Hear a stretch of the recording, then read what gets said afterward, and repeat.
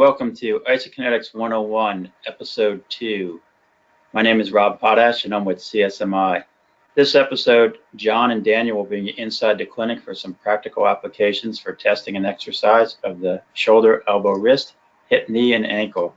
This is a live broadcast, so as it's going on, if you have any questions, on the right side of your screen, you can enter your questions, and at the end of the broadcast, John and Daniel will do a little Q&A. Daniel, your turn. All right, hello everybody. I'm Daniel Bodkin, joined here with John Hisimoto, and it looks like he's going to play a song for us after he grabs one of his guitars off the wall. You never know, man. You never know. So today, before we get started, I want to introduce myself.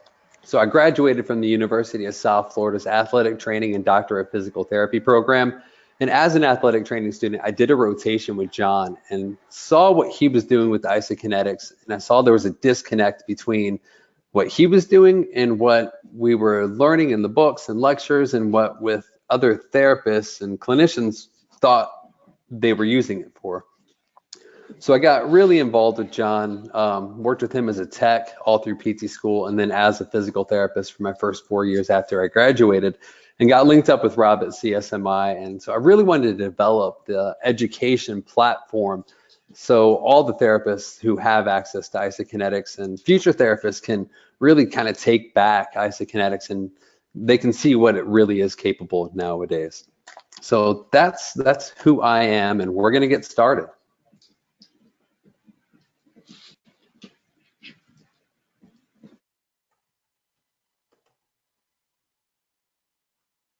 Hi. So as Daniel was telling you, he's a fantastic young therapist. And I think one of the things you're going to find is that some of the information he's going to be presenting to you is going to be more cutting edge. It's not what we were doing years ago. It's what we're doing now and what we should be doing in the future.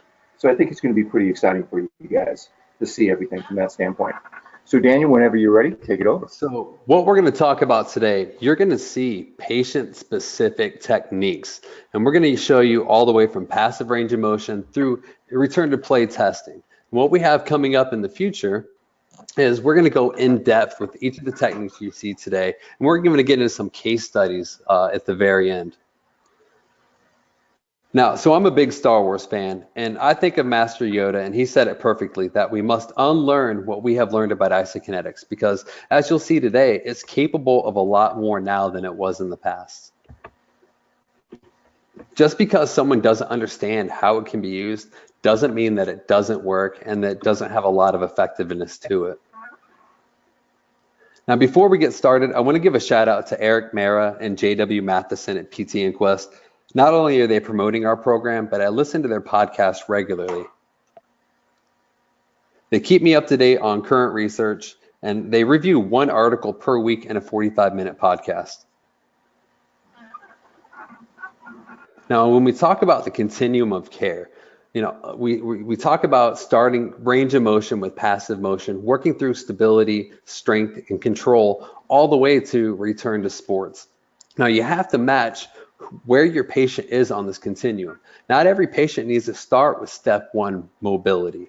And if you have somebody come in post-op, yes, they're going to start with passive range of motion. But if somebody comes in with just rotator cuff tendinopathy, they might be able to start at the strengthening phase or stability phase. So as I present this to you today, you got to think that as your patient comes in, you have to match where they are in the continuum. All right, keep in mind, just because we're focusing on isokinetics today, we still perform every type of sports medicine and orthopedic interventions in our plan of care. And it's a misconception that when we use isokinetics that we're ignoring the closed chain multiplanar functional exercise. So I have a quick video to demonstrate other things that we do regularly. And my little girl, Lily, is going to help me out with that.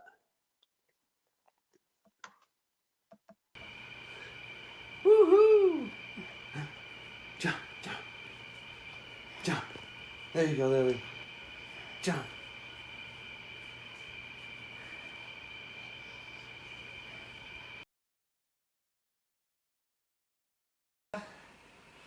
Yoga. Yay, good job. You ready? And let's up. Squat up.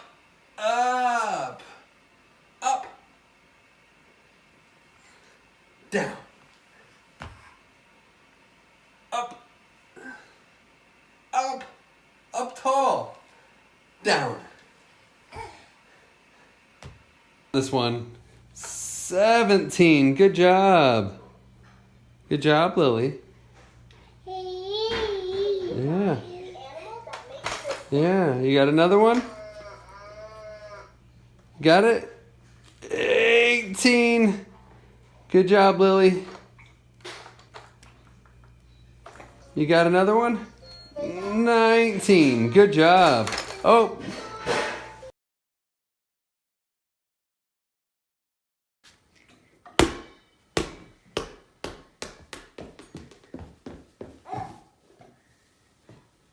Can you throw it to me, Lily?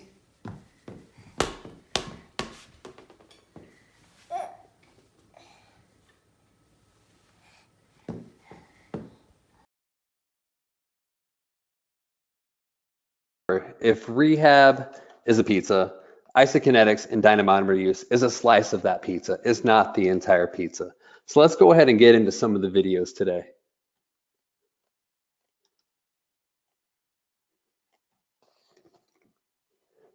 All right, in this first view, I have our patient in the prone position for passive knee flexion and extension. This is Chris Fernandez. He's one of our athletic trainers currently working with John. This position is good for hamstrings and quad strains, as well as any other knee pathology when you're trying to work beyond 90 degrees of flexion or you're wanting to mobilize one of those muscles.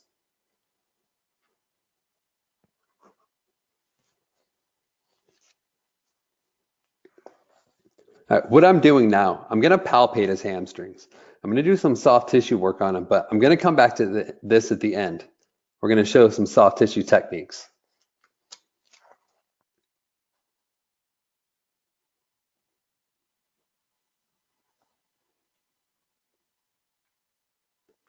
In this video, we see John working with Bradley Moorer, who's in his final clinical rotation as a DPT student. Now, this is the common position for the knee, and this is used for more than just post-op knees, but any knee soreness, stiffness, or swelling, and we want to increase their motion and reduce their symptoms.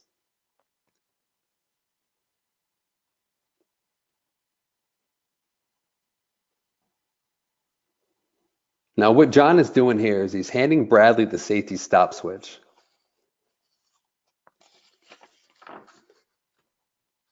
And we're going to give John the Academy Award for his acting.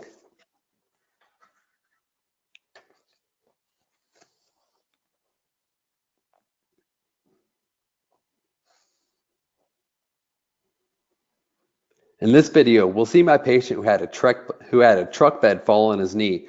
It shattered his patella into 5 pieces. After surgery and 4 weeks of immobilization, his range of motion was very slow to return. And he was stuck at 55 to 60 degrees of flexion, and he plateaued there for about 2 weeks. Now, currently, where I work, I'm 45 minutes south of the clinic that has the HUMAC norm. So this was the first time we got him on the machine, and we were able to get him to 73 degrees passively. The nice thing about the software is that as his knee loosens up, you can increase his motion by as little as 1 degree at a time. You can even put stretches at the end of the motion on the fly, and you do it all while the exercise is occurring. So it makes increasing the range of motion very easy and comfortable. Now, the science behind CPM is that as the joint is moved through its open and closed pack positions, the pressure increases and decreases in a sinusoidal fashion, and that creates a pumping effect. This reduces hemarthrosis and reduces effusion. This also acts on the periarticular tissues, renormalizing resting tissue tension links of the ligaments, tendons, muscles, and fascia.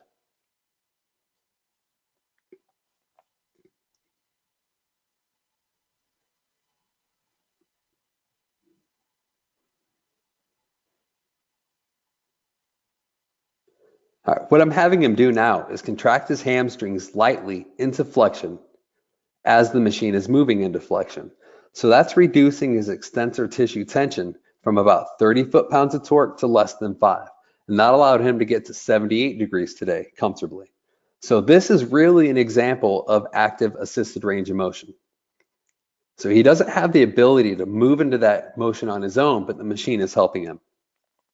Now, if we look at the screen, The graph on the right shows him contracting with the hamstrings, increasing positive torque until he gets into full flexion, and that's when his extensor tightness is taken over. Now, each rep is a different color, so that allows us to see that as the exercise progresses, his tissue tension is reducing on each rep.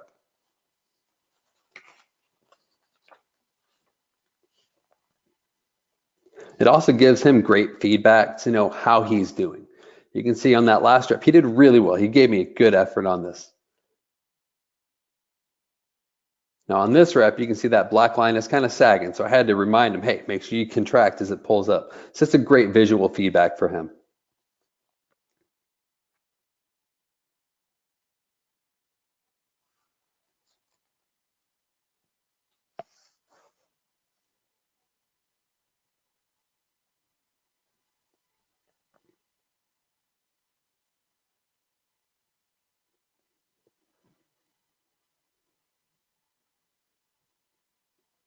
All right, here we see the ankle setup. And we all know that early mobilization after ankle sprains has been shown to improve outcomes and get our athletes back on the field faster. So here you can see plantar and dorsiflexion, but you can also do this in the prone position that has the knee fully extended.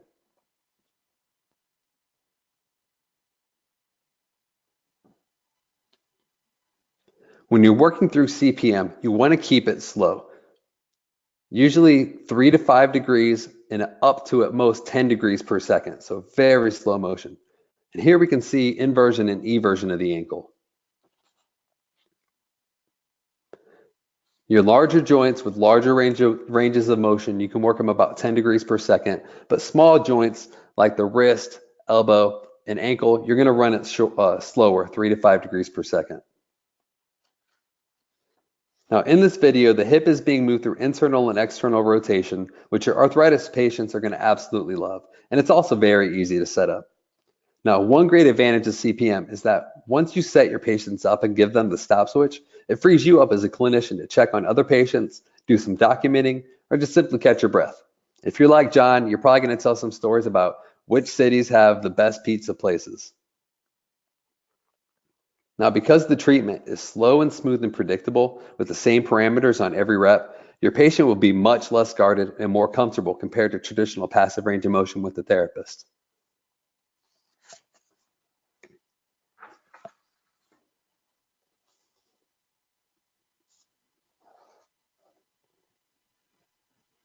In this video, Bradley's demonstrating passive shoulder flexion. Now, the first few times I mobilize the shoulder, I do it manually. But after that, I like to go with the dynamometer. And each time I do it on the machine, I'll turn the chair to the side, run their shoulder through a few passes just so I can see how they're moving that day. Now, I found that most of my patients are significantly less guarded on the machine and find it more comfortable. Like with the ankle setup you saw earlier, this setup is a little more complex, but with practice, you can get good at setting it up quickly. Now, I mentioned earlier that you can change the parameters during the exercise. For example, for this one, if we start him at when he says his shoulder is tight, say 100 degrees, as he loosens up, I can increase that range of motion a few degrees at a time, but we want to keep them pain-free. It's okay to put a stretch on it, and it's okay for them to feel a stretch, but we don't want to have any pain, and you have to keep your range of motion limitations post-op in mind. And you're going to see this in much more detail in next month's webinar on CPM.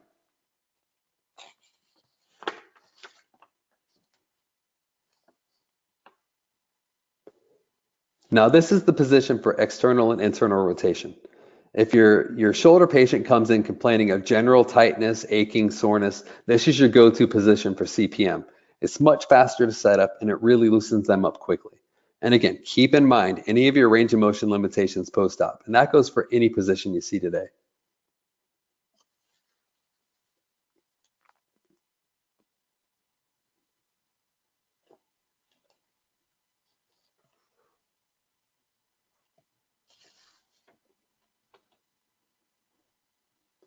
This video shows passive motion for the elbow, which is great for any of your patients after Tommy John or bicep surgery.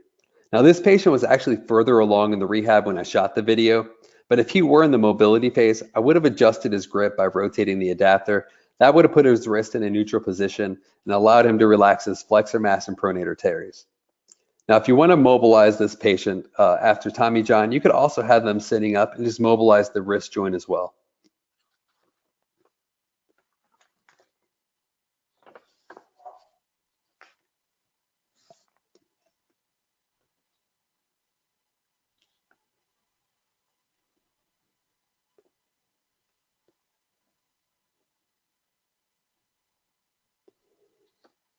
Now this video here, I'm doing some soft tissue techniques.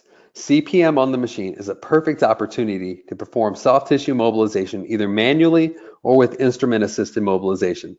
In the video, I'm using a Hawk Grips tool and I'm working on Chris's lateral hamstring and IT band. I'm using different fanning, brushing, sweeping, strumming, framing, and pin and stretch techniques. Now today, I'm having him completely relax, but you can also perform this in an active format to where the patient's loading the muscle eccentrically through the motion.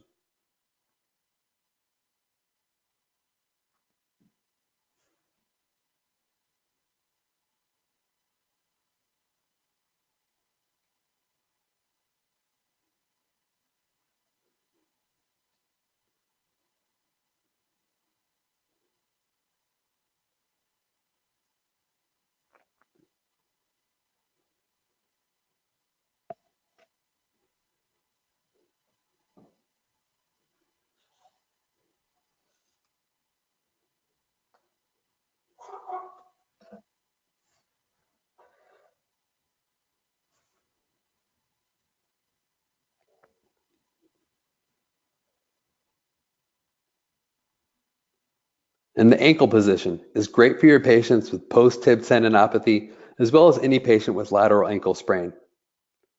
So this is a great ankle treatment for soft tissue work.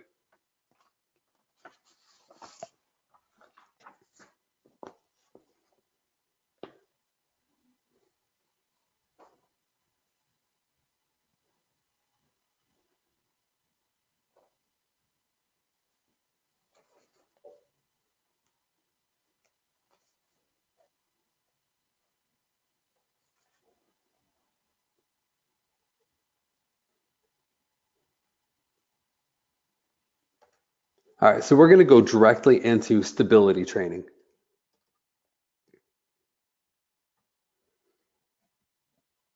Now, the first position I'm showing you here is for prone hamstring contraction. And I chose this video because the exercise protocol the athlete's performing, he's doing one repetition in each position before moving to the next. And we're having them work every 10 degrees of the range of motion. On the biofeedback screen, you can see a torque bar raise up as the athlete pulls into the adapter pad. Now, typically we have our athletes perform 3 to 5 reps in each position before the machine moves to the next. Remember, the key to multi-angle isometrics is that the exercise is performed submaximally. Now, there's a few exceptions to that, but the goal here is for neuromuscular re-education. It's not about strengthening.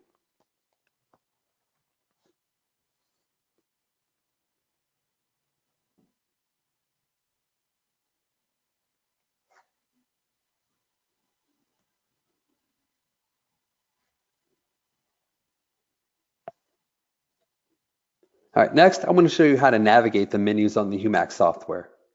On the main screen, I'm selecting exercise, then selecting the joint and position. Then I'm choosing the protocol from the drop-down. Now, when we cover each exercise phase in the upcoming months, we'll spend more time on navigating menus. On the exercise setup screen, I have selected a protocol for knee extension isometrics from 10 degrees through 70 degrees. Now on this screen, you can choose to start an athlete at any point in the range of motion. So a lot of people like to start the post-op ACLs at 40 degrees and run them through 90 degrees. And that's perfect. You can even create a protocol directly for that. Now we typically will start our post-op ACLs on isometrics at about 2 to 3 weeks post-op. There's a couple ways that we can do this to make this safe. So at 4 to 6 weeks, they can start loading gently. The way we do this is by doing a proximal pad placement. By using either a proximal pad placement or an anti-shear device, you can negate the shearing effect on the tibia. So here's 2 articles that discuss this. as well as a systematic review done in 2010, and it found that both open and closed kinetic exercises are safe for patients with ACL reconstruction. Now, in next month's webinar, we'll go into detailed setups of different joints and positions, but the key for the alignment is aligning them proximal to distal, and you align the axis of rotation to the axis of the joint, and you always check the range of motion. So next, we set the anatomic zero. Now, if your patient is not able to achieve full extension, you can align this at any angle, so long as you designate the angle that they're in. Bradley has full extension, so I kept it at 0. This next screen, you set the total range of motion for the exercise. So once you set flexion and extension angles, you're given mechanical stop settings. Once you set that for safety, you can click OK and begin. Now, everything you saw in the software, you can do this from the dashboard mode, and that puts everything all in one location, and it speeds up the setup.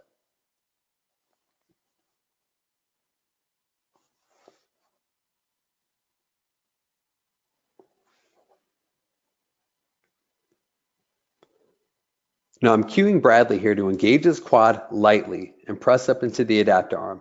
Now Bradley is not currently post-op, so his first angle today is 10 degrees. But again, typically our post-op ACLs will start them at 20 to 30 degrees. Now I want to pause again because a lot of therapists will start their patients at 40 degrees and through 90 degrees, and that's fine.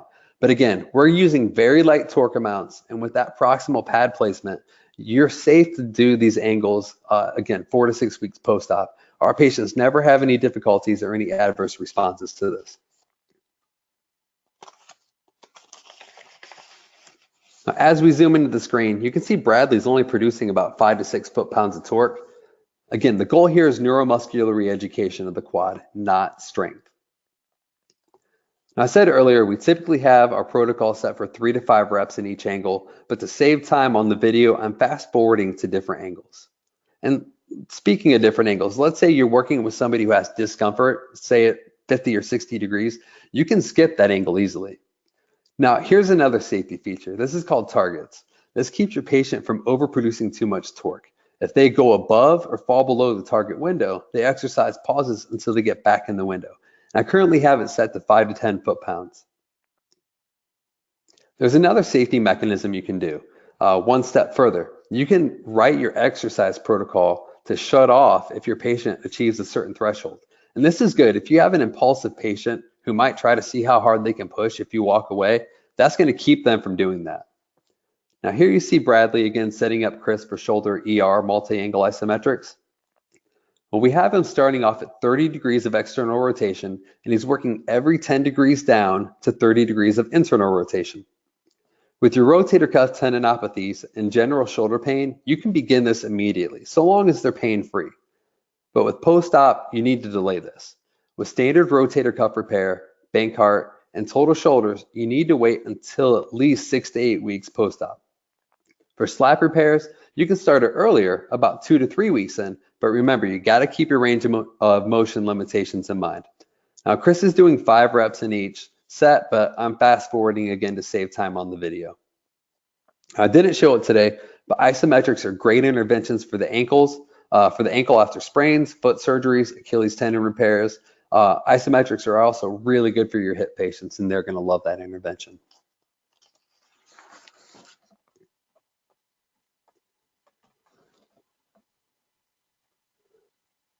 Okay, so next we're going to move on to strength training. All right, so here, if we look at the graph on the left, this is plotting force on the y-axis and range of motion on the x. And this is actually an example of isokinetic exercise, where the resistance is variable and it changes throughout the range of motion. A muscle or a joint will be weaker at end ranges of the motion and it's stronger in mid-range. And this is due to the lever arm advantages as well as cross-bridge formation of the muscle.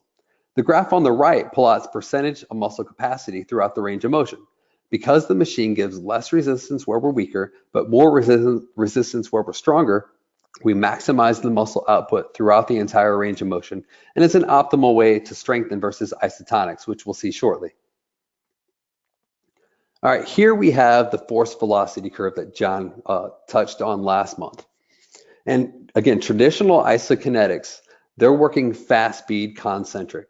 But if you look at the order of torque capacity, fast speed concentrics, that's actually the lowest producer of torque capacity, followed next by slow concentrics and then isometrics. So you can produce more torque isometrically than you can concentrically. And then to get even more torque, we start with slow eccentrics, and to get even more torque, we progress those slow eccentrics faster and faster.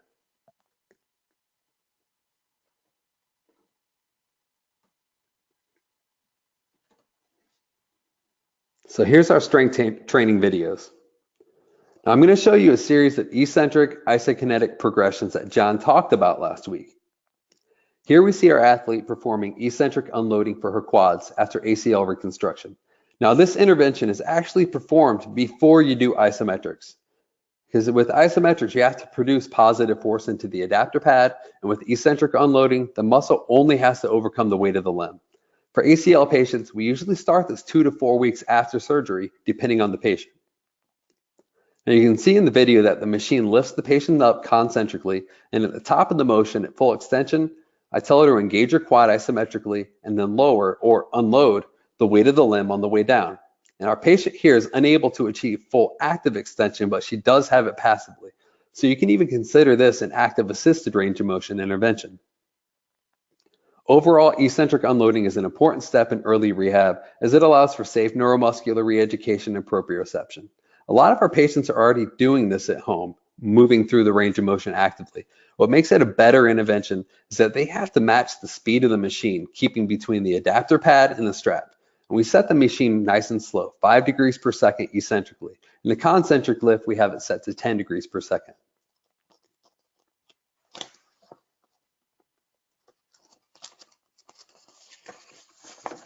Now, between unloading and this video is when you do your multi-angle isometrics.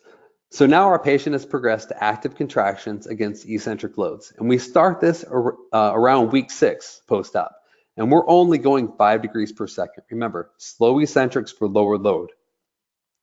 The force production and torque are still kept minimal, and the focus is on neural control of eccentric contraction. When we do progress the patient, we have them contract 5 degrees per second faster in progressive sets. For example, she's performing 3 sets of 10 here. The first is going to be 10 degrees per second, active eccentric. Set 2 is 15 degrees per second, and set 3 is 20 degrees per second. We always have the concentric resting speed twice that of the active eccentric speed. For ACLs, we like to keep the velocity the same for 1 to 2 weeks or 2 to 3 visits, depending on when they come in. And then we progress to the next exercise protocol. And we do this when they have good torque curves and they're pain-free and they have good control. Now the next protocol increases the set only by 5 degrees per second. So the next protocol would be 15, 20, 25 degrees per second. And then the next would be 20, 25, 30. And finally, 25, 30, 35 degrees per second. Now I'm naming these for the active eccentric exercising speed. John likes to name his for the passive concentric speed, which is double that of the exercise. The protocol is the same nonetheless. Now, as the speeds progress, you can have the athlete also give us more torque production as well. Once they're in these progressive eccentric sets, they start their first set at 25% effort, working up to 50% effort of the remaining sets. Now here you see eccentric loading for the hamstrings and prone. Up to this point, we've been using slow speeds. And John told you last month that that means that the degrees per second velocity is half that of the range of motion. In the next video, we're going to see medium speeds, and that's what we call deceleration training. Remember back to the force velocity curve. As the speeds increase in eccentric mode, the amount of torque that we can produce increases also. So now the velocity is 1/2 to 1 that of the range of motion. So here the hamstring is contracting from 80 to 10 degrees. So 70 total degrees range of motion, but the velocity is 40 degrees per second in deceleration. Once the athlete is progressed into deceleration training, we have them give up to 75% effort in each set. And we typically begin this for ACLs around 12 weeks post-op. In this video, we see our athlete performing deceleration training for the hamstrings and sitting. We can also do it for the quad though, just like this. Not only is he performing the eccentric contraction, but I'm having him do the concentric contraction as well. We start this around week 16 post-op. Remember, the concentric contraction uses 70% more oxygen. So this works on strengthening, but it also really does a good job of working muscle endurance as well. Here we see eccentric loading for everter strengthening following ankle sprains. Now, because we're having them perform exercise eccentrically, the torque curve on the screen is actually going down below the 0 horizontal line, but that just implies the direction. The direction of force is opposite that of the movement. That's why it's going down, but it's just the direction. So the patient is pressing out as the machine moves them in, and that's going to eccentrically load their everters.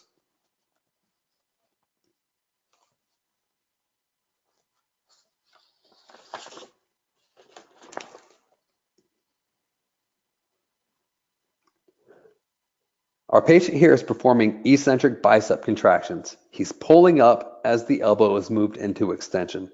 And this is helpful for regaining bicep strength after any bicipital procedures. Now, this patient is actually one of our Tommy John's patients. So I'm exercising his biceps here, but you're also going to see us working his triceps shortly. So it's not only about strength training here. Remember, eccentrics have a completely different neural firing pattern, and you don't get those neural adaptations unless you're training them eccentrically. So it's absolutely essential that you work these muscle groups eccentrically.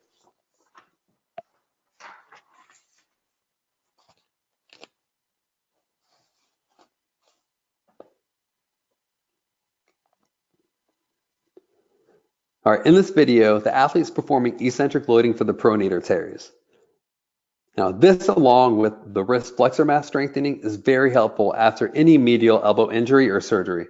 And if you look closely, you can see his pronator teres firing really well in the exercise. Now, you can start these positions for Tommy John's safely around the 9th week of surgery, post-op. Remember, low load, low torque amounts.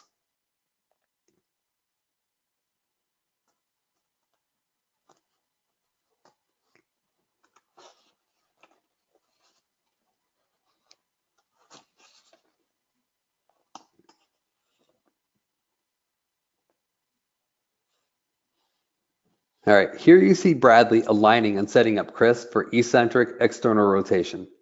And this is the position of exercise for the shoulder in the scapular plane.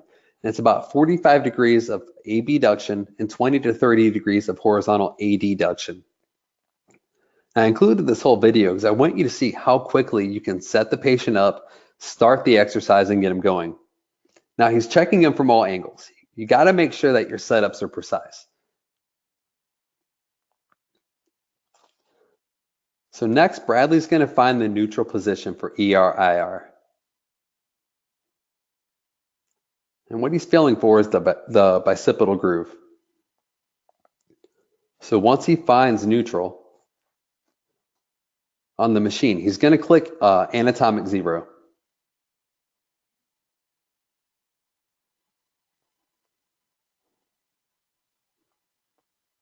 All right, now he's going to set the total range of motion for the exercise from 30 degrees of external rotation through 30 degrees of internal rotation. So a total of 60 degrees.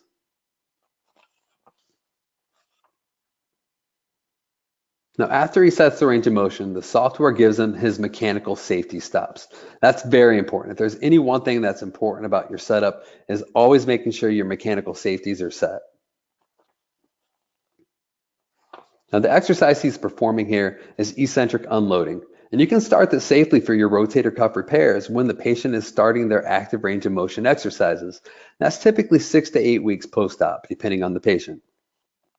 Now, I'm going to skip ahead for the shoulder eccentric progressions as it follows the same rules for the knee with the same speeds and the torque values or the percentage of effort for your torque that we already talked about for the knee.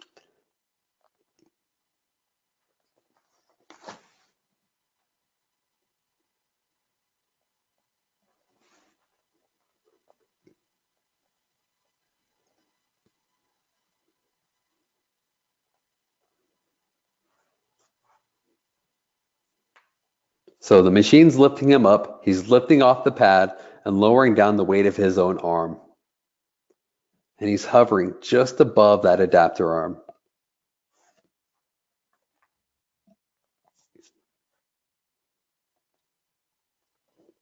Now I skipped ahead to deceleration training here, and I wanted to include this video because this is showing the athlete working on the KINCOM.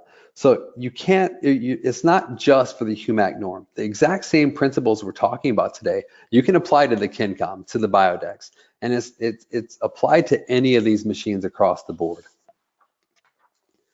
So that was strength training. Next, we're gonna move on to control training. And we do control training with isotonics. Now, if we look at the graph on the left, it's plotting force on the y-axis and range of motion on the x. And this is an example of an isotonic exercise where the resistance is fixed and it remains unchanged throughout the range of motion. On the graph on the right, it plots the percentage of muscle capacity throughout the same range of motion. I mentioned earlier that a muscle or joint will be weaker at the end ranges of motion and stronger in the middle. And because we're weaker at the different points, we get the sticking points. And that's where we're not strong enough to complete a full repetition. So we have to make the weight lighter, and that accommodates only for our weak points. Because of this, we're not truly maximizing the muscle output throughout the whole range of motion. But I'm going to show you a few techniques that we can use on the dynamometer to make up for that.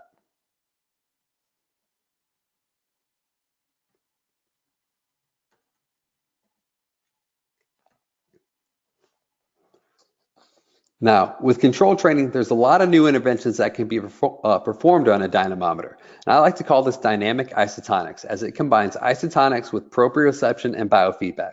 This first one is called pacing bar. So with this, we have the bar set to move 2 seconds concentrically and then 4 seconds eccentrically. And the patient tries to keep his line within the bar as it moves up and down the screen. Now, we typically do this with very light weight and most of the time no weight at all. This is more for teaching them the pace that they're going to be using with the gym program.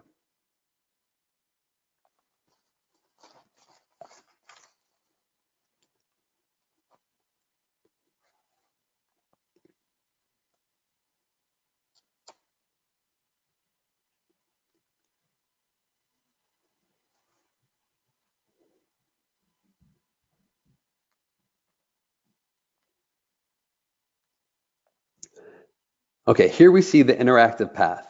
Now, not only does this work strength training with position control, but the software allows us to do what I call eccentric overload. So where we can set the eccentric load separate from the concentric. So for example, if the concentric is set to 10 foot-pounds, we set the eccentric 30% heavier or 13 foot-pounds. And that's a good starting point for the knee, but for the shoulder, you have to go lighter. It's about 3 and 4. Now I try to keep it at 30% eccentric heavier because that's what research tells us that the eccentric can be. Now with doing this, this challenges the neurologic control system to a much greater extent than you get with just general isotonic strengthening. Now in the feedback, Chris is controlling the ball position. He's attempting to keep it in the blue path as it moves across the screen. Now a nice feature is that you can control the torque value during the exercise. So if he fatigues and gets tired, you can always reduce the load. Now this 30% eccentric overload gives you a quick stretch similar with manual PNF exercise. This quick eccentric stretch induces the stretch shortening cycle or the plyometric effect. So this actually helps prepare your patients for plyometric training before it's actually safe for them to do plyometrics.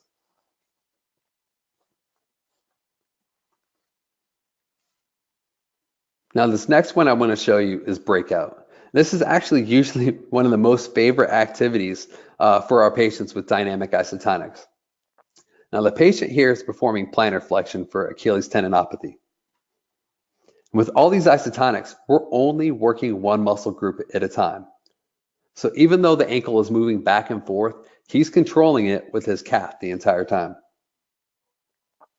Now, if any of you are unfamiliar with the video game that you see here, this is from the 80s, the Atari console called Breakout. You're also going to see Pong here in a moment. And this just kind of shows Rob and Rich Potash as they're dating themselves with this. Now, the patient controls the paddle across the bottom of the screen. And the goal is to not let the ball get past you. It reflects up and it breaks bricks. With the ankle and other small joints like the wrist, I don't put that 30% eccentric overload on. The goal is to keep the resistance very light for those joints. And actually, lots of times I won't put any resistance on at all. And early on with any joint, I like to do this without any resistance and just work proprioception and position control.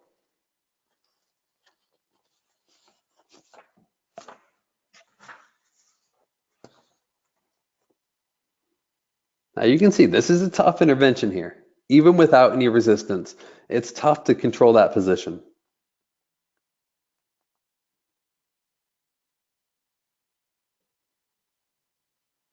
All right, here we have interactive line, and it's just like the interactive path we saw earlier. But here they're going to control a pair of dots, and as the line moves across the screen, the patient attempts to keep the line centered between the two dots. Now the software comes preloaded with all these protocols, but you can actually write your own, and it's very easy to do. And if you look at the bottom of the screen, you can see where you can click and change the torque values on the fly. And you can also see that I have the 30% eccentric overload in place with 10 foot-pounds concentrically and 13 foot-pounds eccentrically. Now, Bradley's doing this exercise here, and I wanted to tell you about him because he's in his last rotation as a PT student, but he was actually a patient of John's when he had his knee surgeries in the past.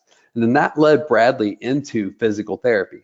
So Bradley, when he got into physical therapy school, just like how I did, he started working with John as a tech. So he was getting his getting all this knowledge from a very early point. And you saw him in a lot of these videos doing the setups, running through the software. So he is very highly educated in isokinetics, and I'm excited to work with him in the future. All right, in this video, we see Bradley playing one of the most classic video games there is, and it's Pong. The patient controls the paddle on the left, and the computer controls the paddle on the right. And just like with Breakout, you can make this more or less difficult by adjusting the paddle size, the ball speed, and acceleration, and you can vary those eccentric-concentric ratios. And you can also change the computer skill. Now, I currently have the ball to accelerate with each deflection, so it's going to get faster each time.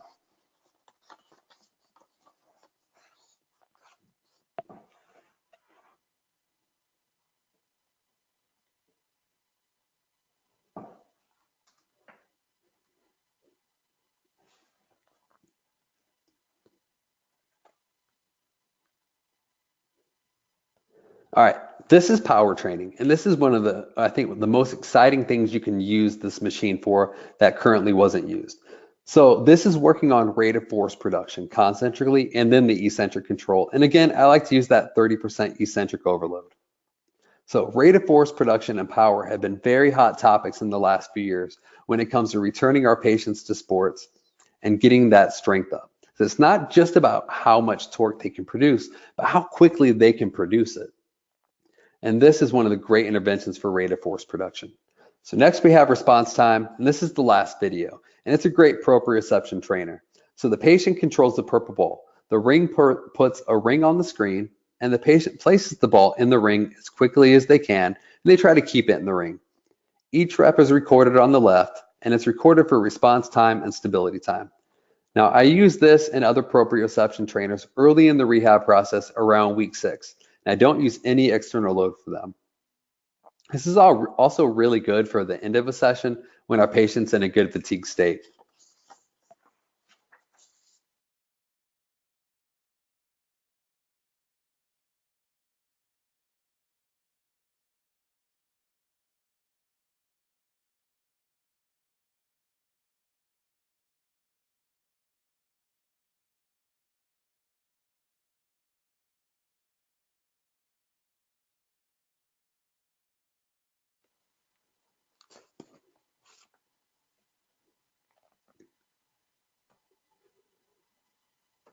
Okay, lastly for today, we're going to get into testing.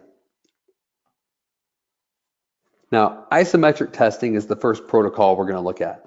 For ACLs, we can perform isometric testing at 60 degrees in the range of motion starting at week 8, and then I like to repeat it again at week 12. Now, after week 12, I like to move on to the standard isokinetic test, and I do that around week 16, and then I go into the interrupted stroke test. Now, for your rotator cuff repairs, For isometric testing, the earliest you can do this is week 12. And at that point, it's just a baseline, and then you can repeat it again at week 16 before you move on to the more dynamic testing.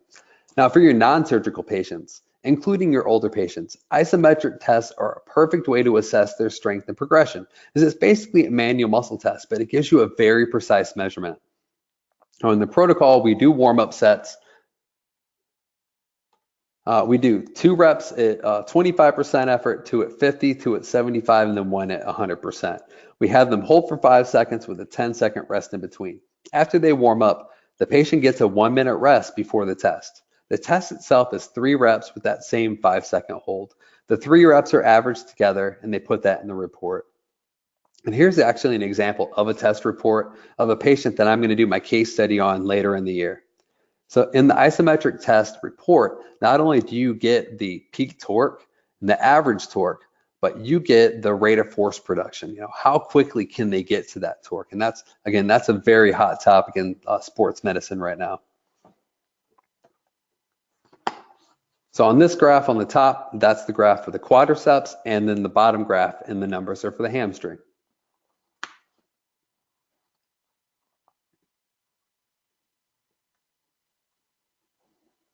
All right, next we have the standard traditional concentric quad and hamstring test.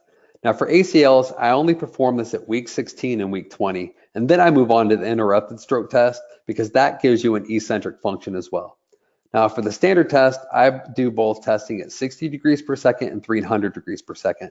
It's a very fast, it's a very easy test to perform, but it doesn't give you that eccentric data.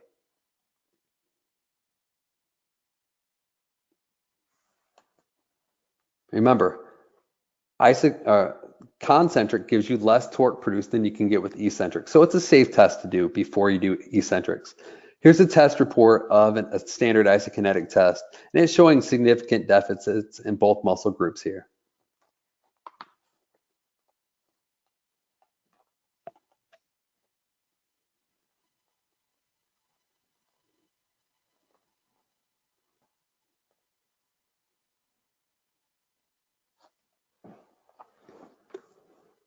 All right, lastly, this is the interrupted stroke test, and this is our primary test that we use.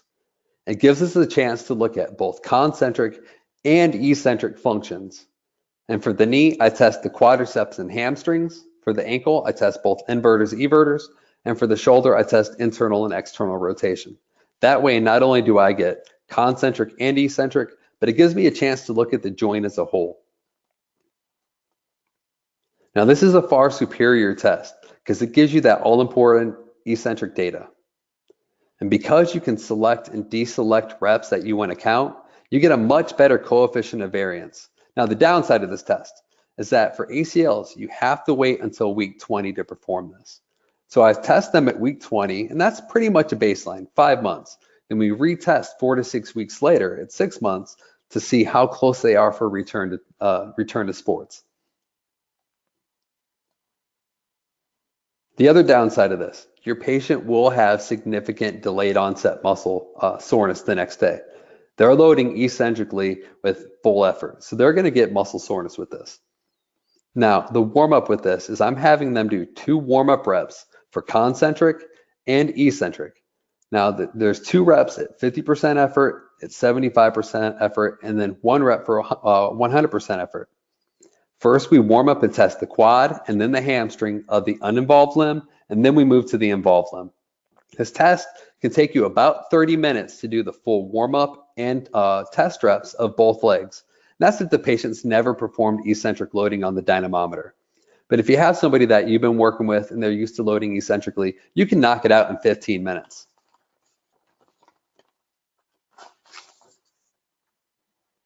Now, just like before, you have 3 reps that you record in each mode of contraction, but you have 10 opportunities or 10 reps to get those 3 reps here. What's cool on this is you can actually zoom in and analyze your reps you want to select. So on here, you can see I selected rep 1 and 3, but rep 2, that's the green line. It's not as good a rep. Not only do I see that from the torque value, but I saw that graphically as well. So you can select and deselect the reps that you want to use on the fly. Now I'm going to fast forward here So we can look at the test report. That's coming up here in just a moment.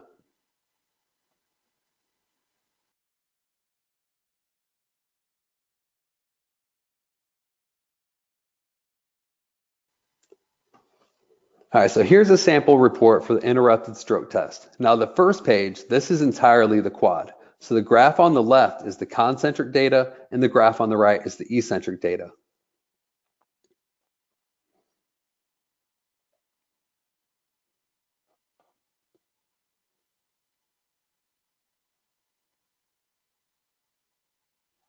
Now the second page is for the hamstrings. Again, the concentric graph and data is on the left and the eccentric is on the right.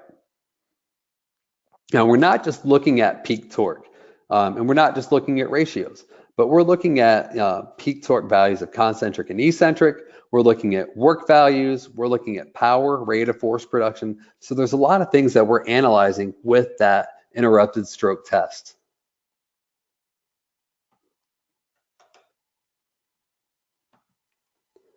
Okay, so that was all the videos that we have for today. So I want to open up the floor to any questions that we may have.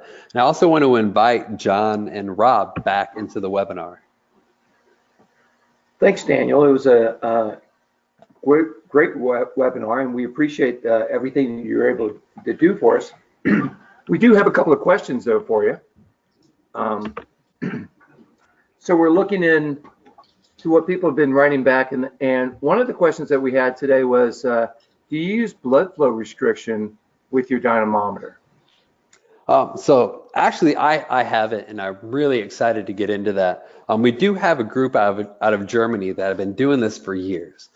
This is something that we're going to discuss in our strength training and isokinetic webinar. We'll go into it a little bit more detail. So I don't want to jump the gun on that until we have all of the data put together in one place. But yes, that is being done, but not by, I'm not doing it. Okay. And when do you test? And I know you kind of talked about that, but the question was, when do you test and how do you bill for it? So yes, I did talk about with a lot of our post-ops, you know, when you're looking at your rotator cuffs, I'll test them isometrically starting at week 12 as a baseline and then a follow-up at week 16 before we move on to the interrupted stroke test around week 20. With our ACLs, we'll start them out week 8 and 12 isometrically. I like to do the standard isokinetic test at week 16 just to get a little bit more dynamic before we go to the interrupted stroke test. But we actually test a lot of people walking in the door on their first visit. You know, if they're coming in and they just have general shoulder pain or knee pain, you know, John, you've done this many times. We put them on the machine first day and do a test and find out, okay, is this person able to fire eccentrically? And most of the time, their concentric looks great, but that eccentric curve just shuts down completely. That usually helps guide our plan of care. Yeah, a lot of people have to recognize that you can have a neurologic shutdown eccentrically that doesn't seem to affect the concentric measurements. So, you know, it's been written up, you know, in the past when they talk about anterior knee pain, and we see it with ACLs, we see it with a lot of things. But one of the last questions that we'll kind of pose back to you, because you gave us so much information tonight to kind of look at, and I want everybody to know that we will be breaking each one of these down individually. So we'll be talking about passive, isometric, isokinetic, and getting into testing on a step-by-step procedures, and then going into isotonic from a more functional standpoint. But one of the questions, and it's one I've gotten for years, is are you using open kinetic chain exercises before closed kinetic? Okay, so we're using them, or we're using isokinetics as part of the plan of care. So let's say for ACLs, because that's the hot topic. When they show up week 1 post-op, you know, we're working on regaining quad control, getting full knee extension, patellar mobility. Well, that's when we're working on CPM. Now, around week 4 to 6, when they're getting into mini squats, forward lunges, some of their balance and proprioception, that's when they're getting into their multi-angle isometrics and eccentric unloading. as they're progressing with those and they're getting deeper in the range of motion, they're going multiple planes, they're working on step downs, they're getting more dynamic. That's when we're running them through their eccentric progression. As they're getting into agilities and plyometrics around week 12 to 16, that's when we're getting on the eccentric or the deceleration training, the dynamic isotonics, the power training. So everything we're doing with the dynamometer is going right along with it. There's not one before the other because they run together. I hope that can answer that. And you'll see that as we do the next monthly webinars. And I would tell everybody to go ahead and continue to post your questions to us, because it's a good opportunity for us to kind of look at some of these things and address them in the future webinars that we're going through. So send them to Rob through CSMI, or you can post them directly to Daniel and I, and we'll share them back and forth. But Rob, you got anything else that you want to add? Because I know we're coming up to the end of this session. No, I want to thank Daniel for doing a good job, and John, you too. Thanks everybody for chiming in. You're welcome to share the link to the website, to the webinar, to get others involved. And yeah, as John said, if you have other topics you want us to touch on, we're more than happy to touch on them. We just need your input. This is episode 2. We have 10 to go. So give us your thoughts, and thanks for watching. All right. Thank you, everybody. Thank you, guys. See ya. Cheers. Have a good night.